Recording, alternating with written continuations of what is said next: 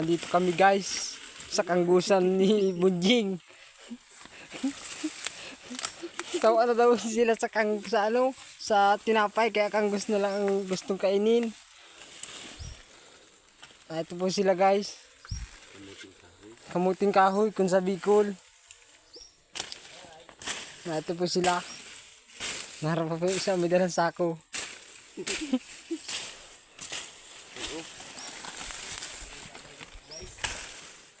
Ito guys, oh. Sawa na daw sila guys sa tinapay. Kaya kamuting kahoy naman daw ang gustong kainin.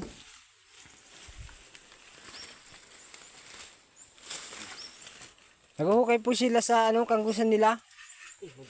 Ito po yung masipag po ito magtanim. So, binabugbot to.